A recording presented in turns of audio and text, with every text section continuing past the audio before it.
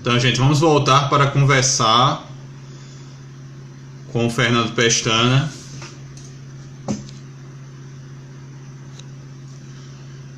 Continuando nossa live com o Pestana.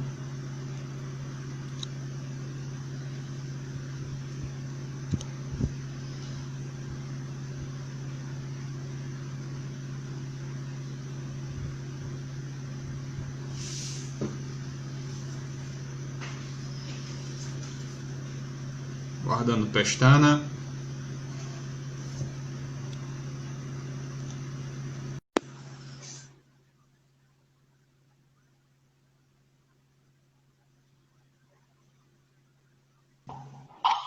Show!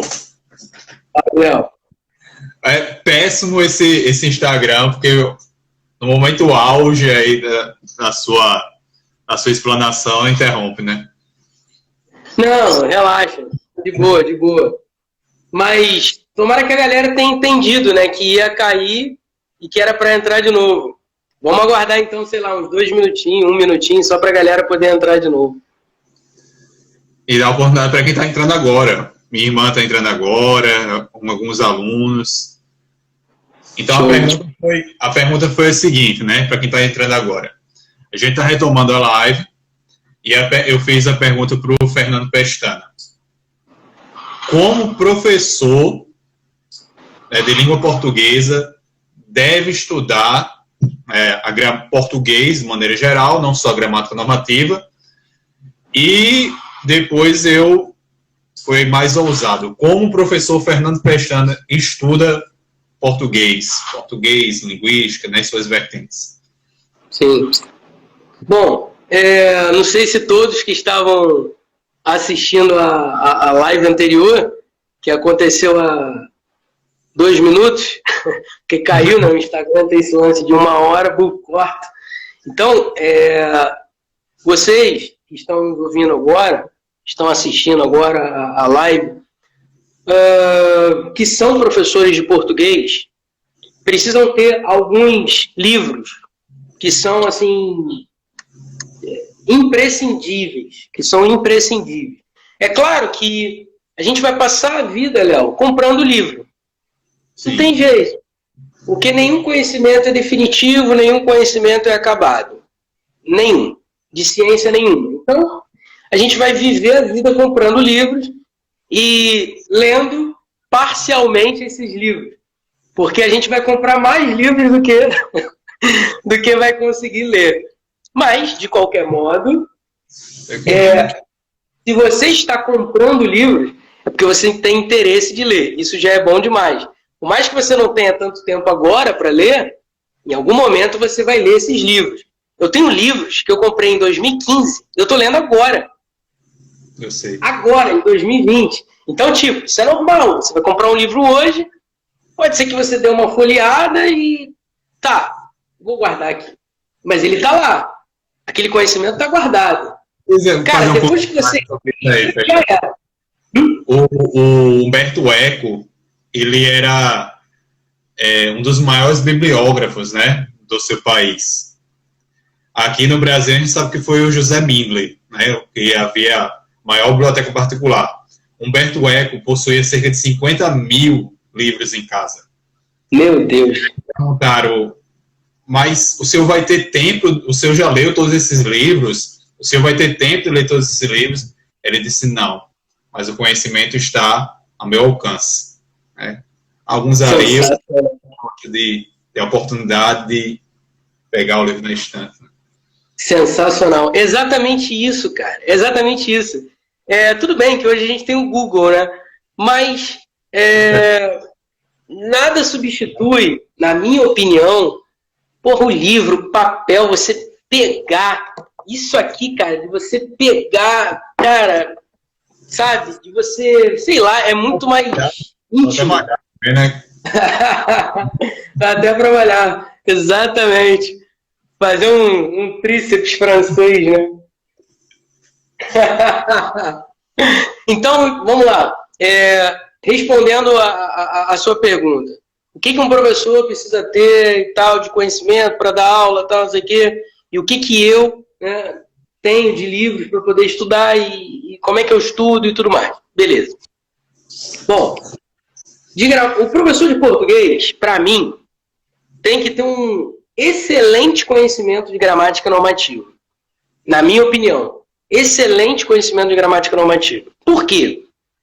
Porque a gramática normativa sistematiza o registro culto escrito, sobretudo literário, da língua, que é um recorte específico que serve de modelo, de exemplaridade do idioma. Para quê? Para que você tenha um padrão. Esse padrão supranacional, que tira as marcas dialetais, é um padrão importantíssimo para você ensinar a alguém que quer, a partir daquele padrão, entrar em determinados ambientes socioculturais, socioeconômicos, sociocomunicativos. Então, conhecer o padrão da língua é extremamente importante para que você consiga construir um cidadão que se posicione socialmente. É inevitável. Ah, Pestana, mas eu consigo ser rico sem saber a norma padrão. Claro que consegue. Óbvio que consegue. Mas, dentro da sociedade que a gente criou, a chance de você conseguir ascender socialmente se dá mais por meio do aspecto cultural do que o aspecto simplesmente braçal de empreendedorismo. Nem todas as pessoas têm a vontade e a capacidade de empreender. Então, como é que você pode vencer na vida? O que é vencer na vida? Ser rico? Não! É você conseguir uma posição social que você tenha um conforto. E o conhecimento desse recorte da língua, da norma padrão, que advém da gramática normativa, é importante para você entrar em determinados ambientes. Cara, uma parada simples que eu falo para os meus alunos, simples, quando eu dou aula de variação linguística. Imagine o João e o Pedro. Eles querem uma vaga para inspetor escolar. Ou seja, eles querem ser inspetor de uma escola particular. Para ganhar, sei lá, um salário e meio, para ganhar R$1.500, sei lá, estou dando um exemplo, eu nem sei qual é o salário do inspetor, sei nem se é isso, mas, né, estou dando esse exemplo, beleza. Aí o Pedro vai fazer a entrevista de emprego, e o Pedro recebe a seguinte pergunta do empregador. Pedro, por que a gente deve contratar você para ser inspetor da nossa escola? Porra, irmão, sou sinistro, pô. Imagina eu lá com as crianças. Tu acha que eu não vou tomar conta dela? Pô, o bagulho aqui é doido. Presta atenção como? Nos moleque?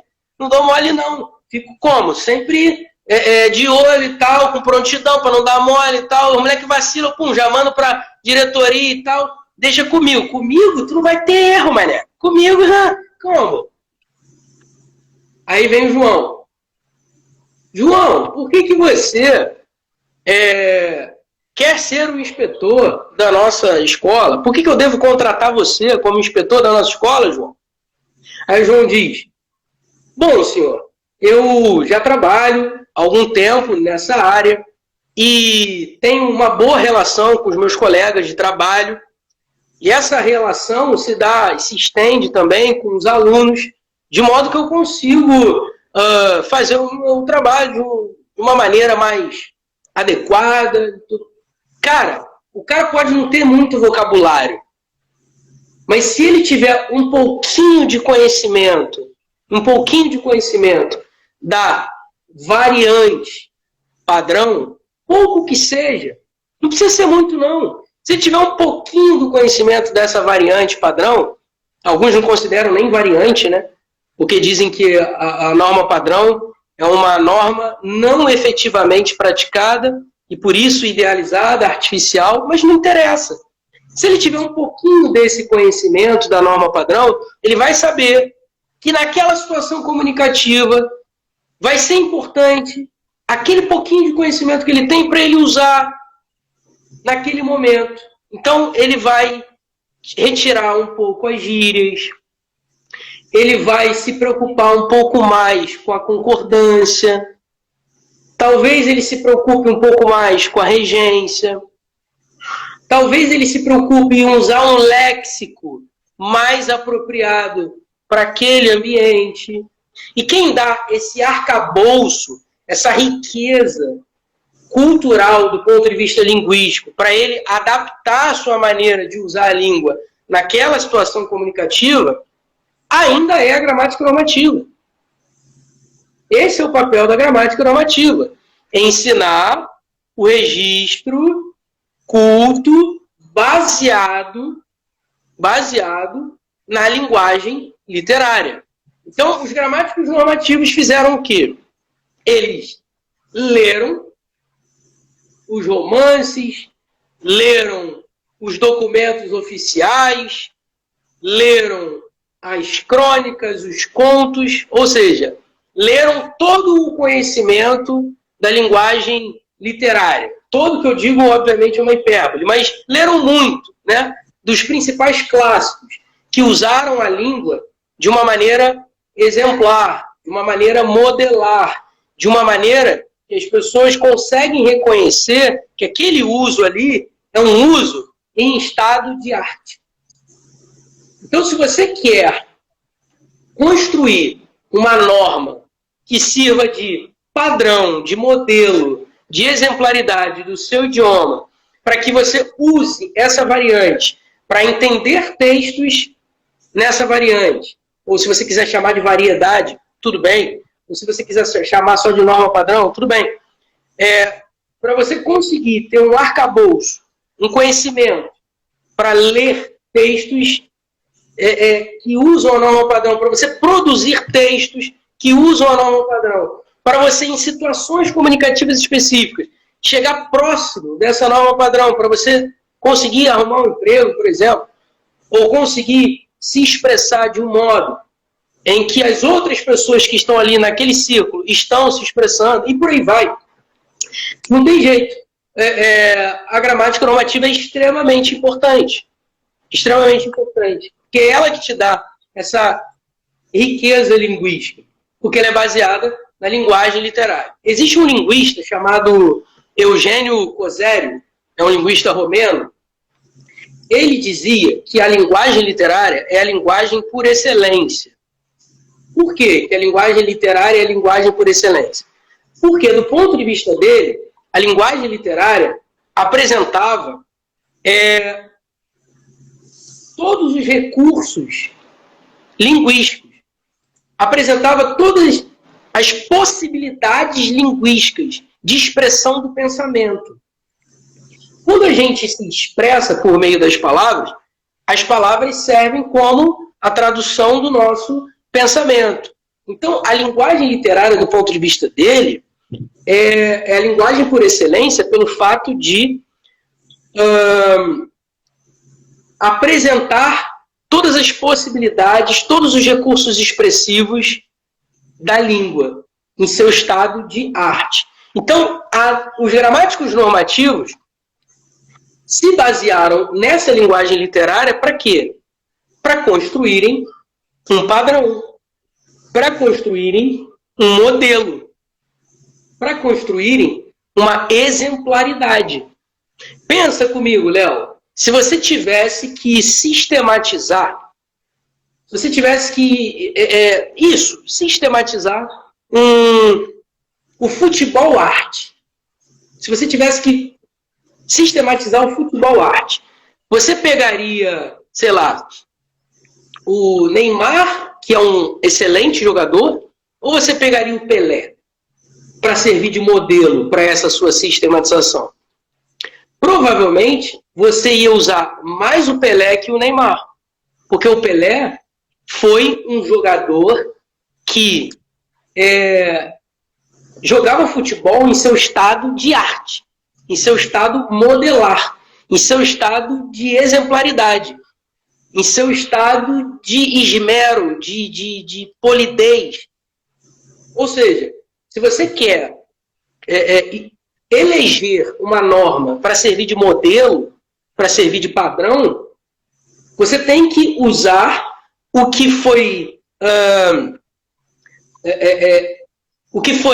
empregado por meio da língua de um modo artístico, de um modo exemplar, de um modo modelar, de um modo que você queira repetir aquilo. E aquilo é um alvo, é um modelo. Não é para você seguir perfeitamente como Machado de Assis se expressou. Não é isso. Mas é um modelo, um alvo.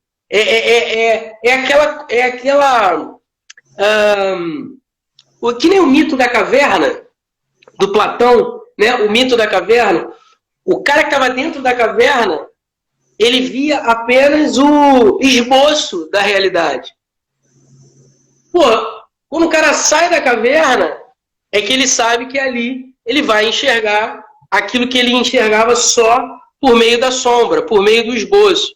Então, se você tiver que eleger uma norma que seja supranacional, sem marcas dialetais, que não reflita uma norma efetivamente praticada, a melhor opção é a baseada nessa linguagem artística, nessa linguagem literária. Por quê? Porque ela é supranacional, suprarregional, ela não tem... Bom, não é que não tenha, ela tem menos marcas dialetais, ou pelo menos você vai filtrar isso, você vai usá-la como modelo para você filtrar as marcas dialetais. Que mais? A linguagem literária te dá um arcabouço para você sistematizar a língua que sirva como um padrão, como um modelo que você quer atingir. Ele não reflete a realidade da língua, mas ele reflete um modelo, uma exemplaridade que vai unificar o uso do idioma em determinadas situações, obviamente, específicas. O Bechara tem uma frase muito interessante, ele diz o seguinte, que cabe à gramática normativa sistematizar modelos da linguagem literária que sirvam como exemplares, que tenham uma exemplaridade, que vão ser usados em determinadas situações sociocomunicativas. Então, quando, por exemplo, a gente ouve alguém falando que a norma padrão ela é opressora ou que ela não deveria ser usada, cara, para mim isso soa como um absurdo. Por quê? Ela não é opressora no sentido de que, a partir do momento em que você tem o conhecimento dela, é que você consegue subir níveis sociais. Se você não ensina essa norma, você impede a pessoa de atingir esses níveis socioculturais. Então, ensinar a norma padrão, você, professor de português, ensinar a norma padrão é permitir que o seu aluno domine aquele modelo que é usado pela camada mais culta da sociedade e que, por isso mesmo, vai permitir que ele entre nesses ambientes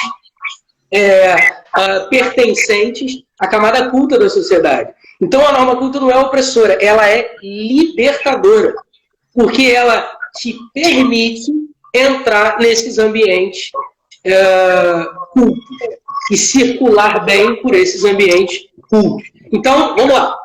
Respondendo objetivamente, porque eu acabei digredindo, né? Desculpa, peço desculpas, galera. Acabei digredindo. Só queria fazer um comentário. Que não é a norma padrão culta da língua portuguesa que é opressora. Talvez a abordagem de algum professor, a dificuldade que a pessoa que oprima, né? E ela não reconhece que ela vê essa dificuldade como um obstáculo e não como um desafio. Então, que quem estiver estudando a gramática normativa veja isso como um desafio, não como um obstáculo, um empecilho, um entrave, né? Mas como um objeto de ascensão. Então, e outra coisa, Léo, desculpa aí, eu sei que eu falei pra caramba, eu me empolguei. Mas é a nossa professor, aquele que professa, né? A gente tá fazendo nossa profecia aqui para possa defender, né? E trazer, sim. Se aproximem, não afastem. Então, deixa eu só complementar o que você acabou de dizer.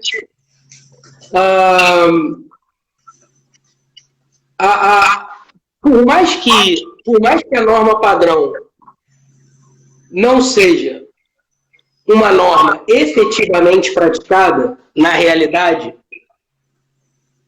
ter o conhecimento dela vai permitir que você se aproxime dela. E vai permitir que você se aproxime da norma culta, que não é a mesma coisa que padrão, de acordo com o Carlos Alberto Faraco, mas não nos cabe falar sobre isso, porque senão a gente vai ficar falando sobre isso um tempão, né?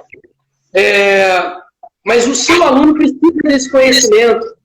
O seu aluno precisa de uma norma padrão para que ele consiga reproduzir essa norma padrão em alguns momentos. E aí você falou uma coisa muito importante. O problema não é a gramática normativa. O problema não é a norma padrão. O problema é a leitura que se faz dela. Quando o professor acha, e isso é culpa também de alguns gramatiqueiros, e isso é culpa também de alguns gramaticeiros, isso é culpa também de algumas pessoas que resolveram escrever gramática ou resolveram falar de gramática, só que de maneira opressora. Ou seja, a gramática normativa ganhou esse rótulo de opressora não por culpa dela, mas por culpa daqueles que se arrogaram o direito de quê? De responderem por ela, dizerem o que ela é. A gramática normativa, em nenhum momento, as gramáticas normativas sérias, dos gramáticos sérios, em nenhum momento diz assim, a gramática normativa é a língua em si, ou a gramática normativa é o sinônimo da língua, ou a gramática normativa é a única língua que existe, ou a gramática normativa é o único uso correto, ideal, perfeito, maravilhoso da língua. Os gramáticos normativos, os bons gramáticos normativos, sempre reconheceram que a gramática normativa é a sistematização do registro culto. E é um registro culto baseado na linguagem escrita, sobretudo literária. Eles reconhecem que esse recorte serve para você, olha isso, serve para você usar bem, tanto na fala quanto na escrita, a língua. E o que seria esse usar bem na fala e na escrita a língua? Significa você, em situações em que você vai precisar de um uso mais esmerado, reconhecido, socio-historicamente, como aquele que representa uma exemplaridade, um uso modelar, uma língua exemplar, uma língua modelar. Então, quando o professor passa essa visão de que esse recorte da língua foi e que se encontra na gramática normativa, é um recorte que deve ser ensinado da maneira como eu acabei de falar, ou seja, como os bons gramáticos normativos falam, ou seja, é a sistematização do registro culto da língua para o bem falar e escrever. E o bem falar e escrever significa o bem falar e escrever em situações comunicativas em que se costuma usar essa exemplaridade do idioma, eleita pela própria sociedade historicamente. Então, ao longo da história da língua, uma forma, um registro foi eleito. Esse registro eleito está onde? Está dentro da gramática normativa.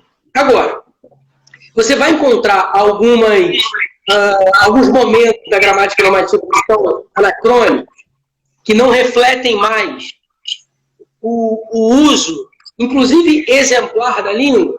Sim, em alguns momentos a gente vai encontrar, mas são poucos momentos. E mesmo esses momentos são importantes, Léo, e mesmo esses momentos mais anacrônicos dentro da gramática normativa são importantes, por quê? Porque o cara vai, em algum momento, ler algum texto com mesura. Em algum momento, ele vai ler algum texto com a contração de 2 pronomes oblíquos átomos. Então, ele deu dinheiro para o João. Ele lhe deu. Se você lê isso, ele lhe deu, e se você não sabe que o deu, ele usou, mas que, na norma, isso não ocorra, ao ler você precisa saber. Quando o seu aluno estiver lendo a Bíblia e ele encontrar uma construção como essa e ele mostrar para você, como é que você vai fazer?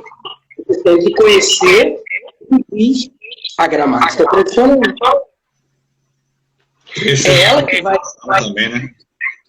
É ela que vai responder isso. Então, vamos lá. De gramática normativa, para se expressar, para a gente terminar lá. É porque está dando eco, não sei se está dando eco aí. Estou percebendo. Aí você falou Quarteto Fantástico, você chama de Quarteto Fantástico, né? Sim. Então, Bechara, Celso Cunha, Rocha Lima, Segala. Eu recomendo também o Napoleão Mendes de Almeida, a Amine Boainaim Aui. Dicionário de Tiradúvidas, Dicionário de Dificuldades da Língua Portuguesa, do Segala, e o Manual de Redação Profissional, do José Maria da Costa. E de Gramática Descritiva, eu recomendo a Gramática de Usos, da Maria Helena de Moura Neves, e a Gramática Refletida em Textos. Eu esqueci o nome. Revelado em Textos. Revelada. Eu troquei refletida. Gramática Revelada em Textos, também da Maria Helena de Moura Neves, que tem uma pegada mais funcionalista.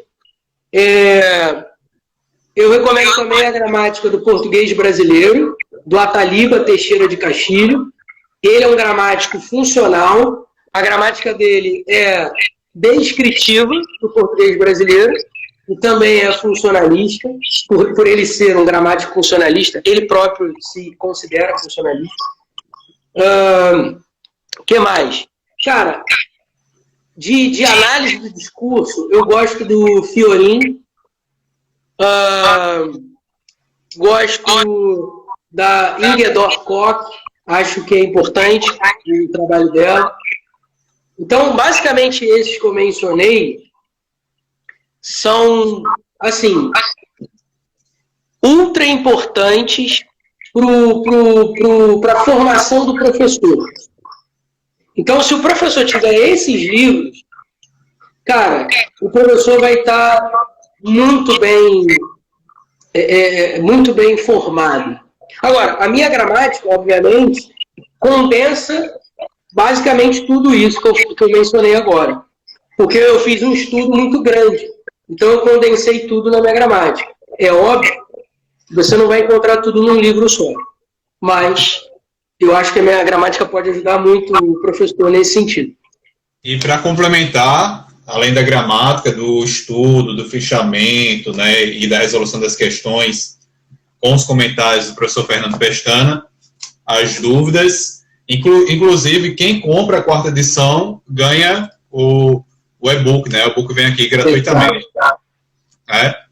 Olha, e o bom, Pestana, e quem estiver nos assistindo, essa gramática, ela é excelente, não só para os concurseiros, concursandos, aí colocar aí no gerúndio, mas também para todo professor de língua portuguesa, sobretudo aqueles que trabalham com português para concurso, ou que querem trabalhar, não podem deixar de ter a gramática para concursos públicos do Fernando Pestana na estante e na mesa para estudar, né? Pestana, gratidão enorme. Foi um prazer. E agradeço também, né? Nós agradecemos as pessoas que tiveram a paciência de nos ouvir até o final. Você é uma referência para os concursantes, você é uma referência para nós professores, né, para os seus colegas, que a gente está sempre dialogando. A sua humildade é uma coisa que nos atrai, que fomenta ainda mais a admiração em todos nós. Né? Prova disso é a maratona, né, que você idealizou com os nossos colegas, né, o Melpin, a Melpin, também a sua militância, né, você é um militante da língua portuguesa. Você não é só, entre aspas, né, um professor de língua portuguesa, você é um militante, né, que faz seu trabalho todos os dias, sistematicamente. A gente sabe que foi um trabalho hercúleo para produzir essa gramática, um trabalho hercúleo para você dar assistência a seus alunos, né, no curso online, no seu site, no Instagram, no YouTube, em todas as plataformas, no Facebook, que você atende. Então, isso reforça o quanto você foi gentil em aceitar o convite e fazer num sábado à tarde, né, véspera dos pais, e você é pai aqui dessas 4 crianças aqui, né? Então é isso, muito obrigado, agradeço a todos também. Todo mundo elogiando, dizendo que amou a live. Mais de 300 pessoas participaram da nossa live. Meu irmão, muito obrigado pelo convite, de verdade. Um prazer. Eu peço desculpas por ter falado muito, eu falei demais, mas eu acho que a galera curtiu. E, pessoal, beijão para vocês. Olha o Oberg aí. Oberg, beleza? Professor Oberg. Bora lá nos Estados Unidos, professor de Curitiba, gente boníssima. Conheço, admiro também o trabalho do professor Oberg. Pessoal, muito obrigado, de verdade, valeu mesmo. E se eu falei alguma besteira, por favor, me corrijam. E se quiser seguir as minhas redes sociais, conhecer o meu site, fale comigo em inbox, eu estou à disposição de vocês, tá bom? Muito obrigado, Léo. Valeu mesmo, meu camarada. Tudo bom. Tchau, tchau. Um abraço.